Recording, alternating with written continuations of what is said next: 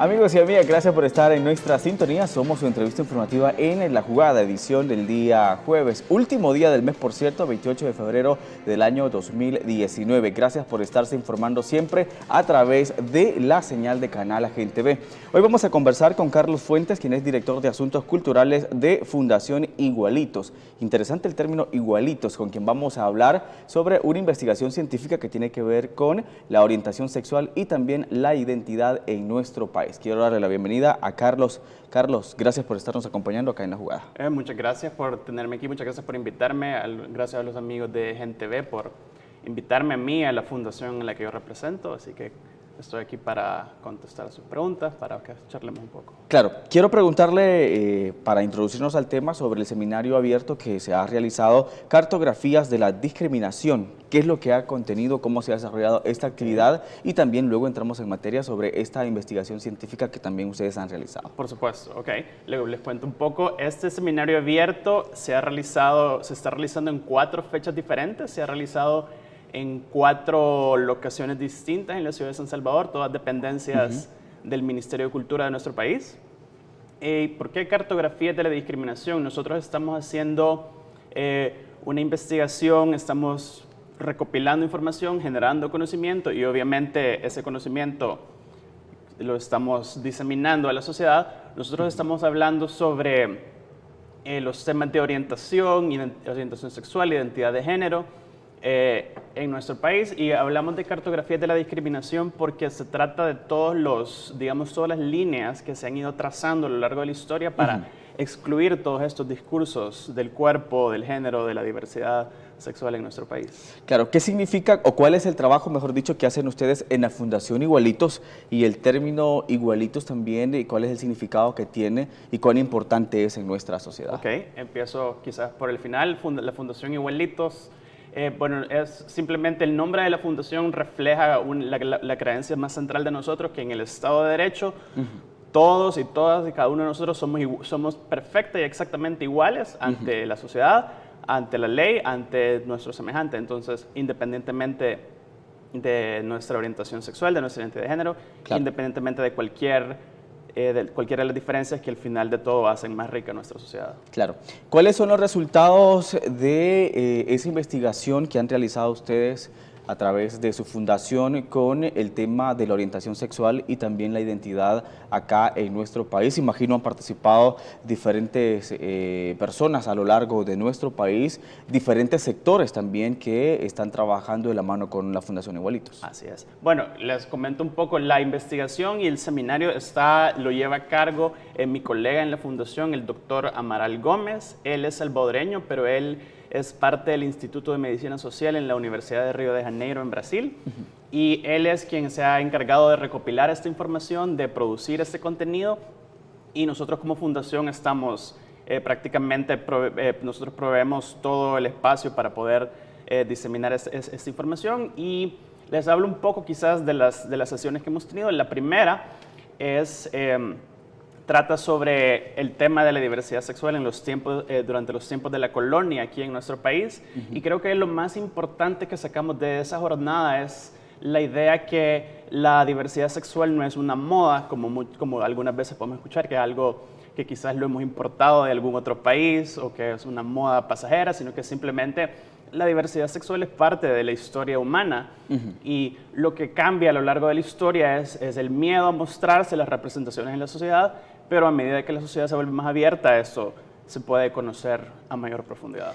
¿Cuántas investigaciones han habido en nuestro país sobre el tema de la orientación sexual, también la identidad que puede tener cualquier individuo? Y por supuesto el término genera a veces mucho debate, genera también mucho temor, mucha discriminación en nuestro país. Por supuesto, una de las cosas que nosotros como fundación nos gusta hacer hincapié siempre que nos dirigimos a alguien es el hecho que no estamos aquí para imponer ningún punto de vista a nadie, sino que simplemente nuestro trabajo es generar esos espacios de diálogo para que cada quien pueda hacer sus propias conclusiones.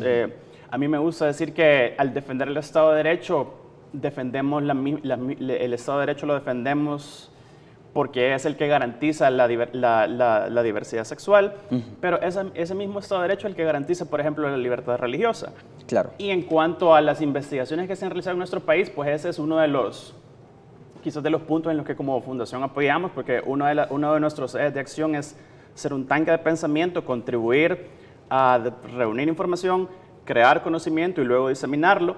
Nosotros lo que nos hemos dado cuenta es que en El Salvador las investigaciones hasta la fecha han sido, quizás en muchos casos han sido inadecuadas porque muchas veces no se cuenta con los recursos y muchas veces no se cuenta también quizás con el apoyo dentro de las instituciones, por lo mismo que estos temas para algunos sectores de la sociedad continúan siendo tabú.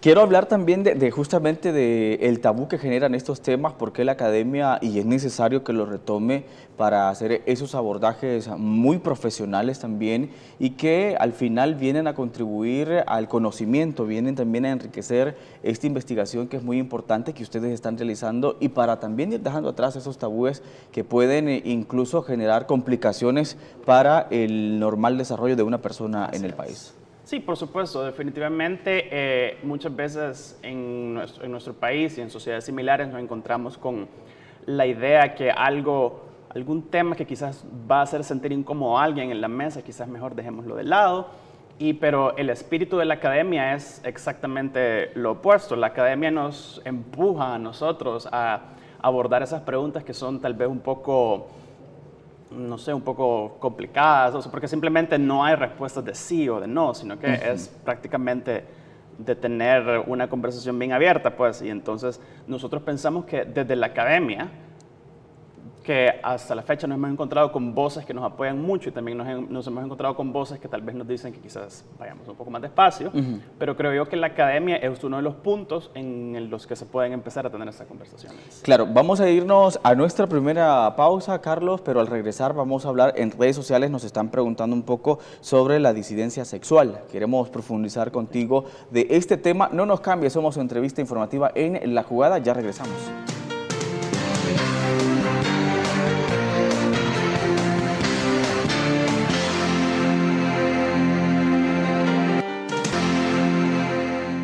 Estamos de regreso, un placer que ustedes se continúen informando con su entrevista informativa en La Jugada. Si usted almuerza, buen provecho a esta hora del mediodía. Y estamos conversando con Carlos Fuentes, quien es director de Asuntos Culturales de Fundación Igualitos. Nos fuimos a la pausa, Carlos, y nos preguntaban sobre la disidencia sexual. ¿Qué es este término y qué componentes o qué podemos encontrar nosotros sobre este término que para muchos es desconocido? Bueno, explico un poco. La disidencia sexual puede ser un término al que nosotros podríamos comparar al mismo término de la diversidad sexual. Es prácticamente lo mismo. Ahora, disidencia lleva una connotación diferente que yo la defino en dos partes. Primero, se habla de disidencia sexual porque a fin de cuentas las minorías sexuales son las que se percibe que se salen, digamos, de la norma, digamos, de las familias tradicionales, de las relaciones tradicionales, de los matrimonios heterosexuales y todo. Entonces se habla un poco de disidencia simple y sencillamente porque al final es una comunidad que es minoritaria. Y la segunda parte, se habla de disidencia porque muchas veces esta comunidad sufre de persecuciones, ya sean institucionales o espontáneas o incluso homo, lesbo, transfobia casual. Entonces sí se habla de disidencia un poco como para definir que estas poblaciones de alguna manera se agrupan y reaccionan para defender sus derechos. Claro. ¿A qué se refiere, Carlos, con homofobia casual, que puede ser un término que puede ser muy desconocido para muchos? ¿Qué significa y también cómo tenemos nosotros que ir evitando estos términos? Porque al final, como tú lo decías, puede ser también muy normal y ha sido muy normal a lo largo de la historia. Sí. La homofobia casual para mí, digamos, es aquella que se hace entre risas, que se hace tal vez con amigos, haciendo alguna broma, y es muchas veces también quizás es la quizás más falta de imaginación, porque nosotros podemos ser casualmente homofóbicos o casualmente lesbofóbicos cuando simplemente nos apoyamos a los estereotipos ya trillados de género que tenemos, pues así como, por ejemplo, por ejemplo, muchas veces se puede decir que se considera que un hombre gay siempre va a ser, digamos, afeminado o que siempre va a tener ciertas formas de hablar, ciertas formas de comportarse. Entonces, esos estereotipos cuando se dicen un poco en broma, cuando se dicen en un ambiente cordial, pero que siempre causan un daño. Eso es lo que yo considero que es homofobia casual. ¿Qué trabajo hacen ustedes con los diferentes sectores para evitar justamente estos términos para que también la población pueda entender y se pueda educar? Claro, ok. Además de ser tanque de pensamiento, la fundación es un centro de campañas. Entonces, digamos que si con el tanque de pensamiento nosotros generamos conocimiento que va dirigido a académicos, abogados y todo, nosotros también trabajamos para causar impacto con las personas que quizás en la calle, que en su día a día no pasan pensando en estos temas, pero simple y sencillamente es nuestra manera de comunicar un poco, tratar de quizás retar esos estereotipos de género, esos estereotipos de cómo son las personas homosexuales, cómo son las personas trans. Y entonces nosotros hacemos acción en redes sociales, estamos empezando a diseminar videos, así como videos cortos, para que la gente pueda, de una manera cordial, de una manera que no necesita sentarse en un seminario de 2 horas, pero aprender un poco más, pues. En materia de derecho, Carlos, ¿cómo está la situación de derechos de las personas de la comunidad LGBTI? Ok, bueno, yo quizás lo primero que diría es que sí, en El Salvador ha habido un cambio, hay un cambio para mejorar, porque en primer lugar cada vez se abren más espacios para tener estas discusiones, se abren un montón de espacios. También siento yo que lo más importante al final del día es que, digamos, que la gente salga del famoso armario, pues, porque al salir del armario, para la persona que está en la calle, una persona gay, una lesbiana, ya no es un abstracto, ya no es alguien que uno conoce, sino que es mi familiar, es mi prima, es mi compañero de trabajo. Entonces, eso, más que todo, con la gente joven, yo lo observo que empieza a suceder, y es bien difícil después que un padre de familia o que algún colega del trabajo sea de verdad acérrimamente opuesto, digamos, a la diversidad sexual cuando se trata de algún allegado, pues. Claro. ¿Qué pasa con esos discursos de odio que se pueden generar también y que se generan en nuestro país y que luego también generan esas complicaciones de discriminación para los homosexuales o para las personas con orientación sexual y obviamente puede quitarle hasta la vida generar esos discursos de odio en la sociedad? Sí, bueno, esa digamos que quizás es la contraparte de la situación que yo hablaba antes. Si yo veo ciertos rasgos, ciertas señales esperanzadoras también, como parte de la cultura de violencia en nuestro país, digamos que hay toda una rama de violencia dirigida hacia las personas de la diversidad sexual. Y yo hago hincapié que en nuestro medio, el sector de la comunidad que más es perseguido y cuyas vidas de verdad están más en riesgo son las personas trans, porque son las que sufren más persecución, por lo mismo que quizás hay muchísima más ignorancia del tema al respecto. Entonces, claro. Esa, digamos, es la contraparte, porque ahí es donde esos discursos de odio que empiezan como algo casual, como venía explicando, luego se institucionalizan y se convierten ya en algo mucho más serio. Claro. Carlos, vamos a irnos a nuestra segunda pausa, no nos cambie, ya regresamos para seguir hablando más sobre este importante tema que viene también a educarnos, a quitarnos muchos tabús acá en nuestro país.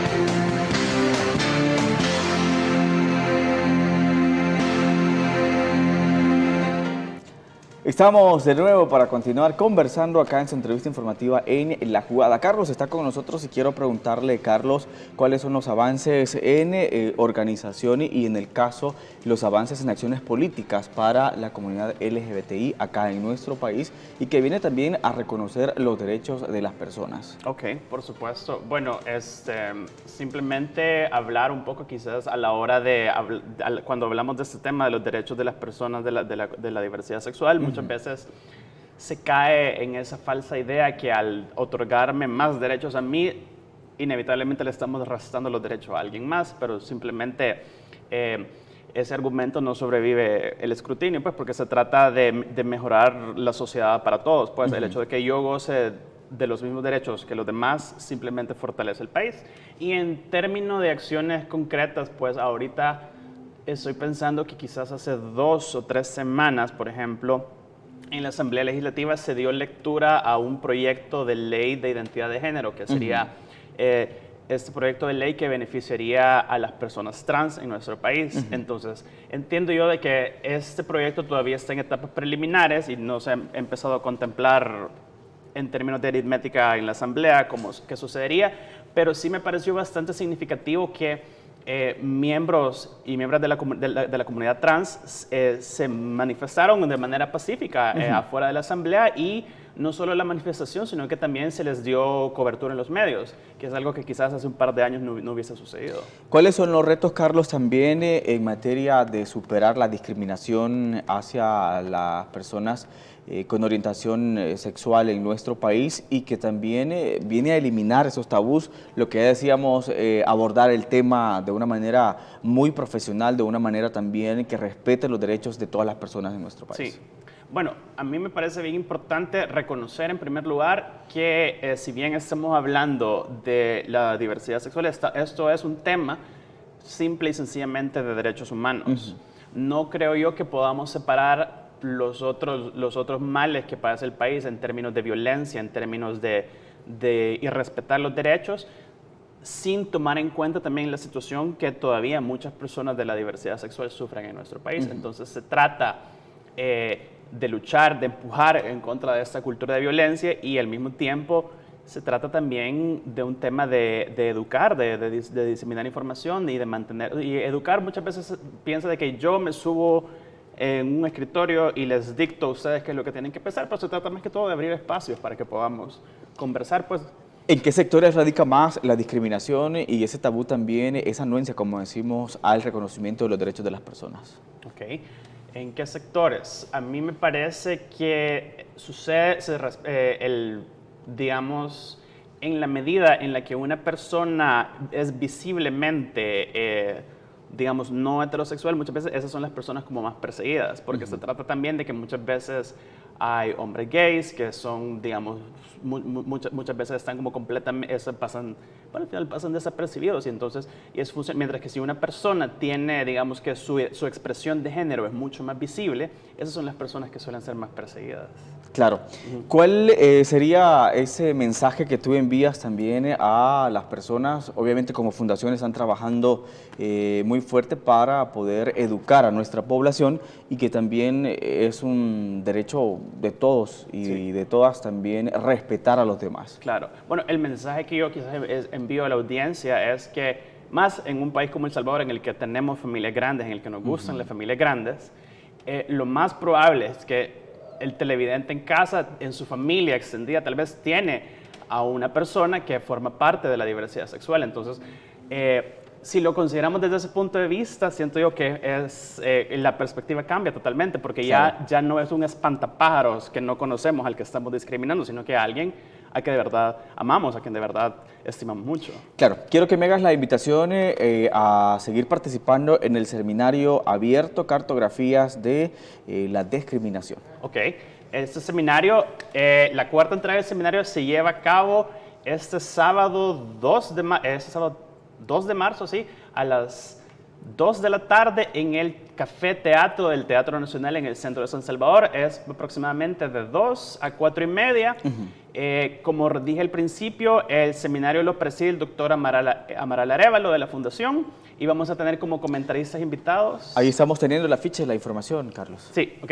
Entonces vamos a tener como comentaristas invitados además a la doctora Lidia Castillo. Ella es jurista, docente e investigadora aquí en El Salvador, y también a Germán Duarte, que él es abogado y autor. Entonces el formato es una dinámica bastante movida, digamos, con mucha conversación. ¿Puede participar todas las personas que quieran asistir? El seminario es completamente abierto. Lo único que le pedimos es que se registre para luego nosotros tenerlo, digamos, en nuestra base de correos, pero hasta ahí es el compromiso. Claro, muy importante participar en estos seminarios que vienen también a formarnos, a educarnos y a convertirnos en mejores ciudadanos para que respetemos los derechos de todas y todos. Quiero agradecerle, Carlos, por habernos estado acompañando. Carlos Fuentes, director de Asuntos Culturales de Fundación Igualitos. El término Igualitos es muy, muy interesante. Gracias. Claro, ¿cómo están en Facebook, Carlos? Sí, nos pueden encontrar como Fundación Igualitos en Facebook, también la página web es fundacionigualitos.org. Para quien quiera involucrarse en la fundación, nosotros tenemos de sobra trabajo que hacer, o quien simplemente tiene curiosidad puede enviarnos cualquier tipo de mensaje y nosotros llegamos a ustedes rápidamente. Claro, gracias. Ahí está la invitación ya hecha para que pueda usted informarse a través de sus plataformas en redes sociales. Gracias, Carlos. Muchas gracias a ustedes. Nosotros nos vamos, regresamos el día de mañana, finalizamos el último día del mes. Se acabó febrero, viene marzo. Recuerde, nosotros regresamos mañana a la misma hora para estar siempre en la jugada de los temas hoy de la diversidad sexual y también de la coyuntura nacional. Buenas tardes.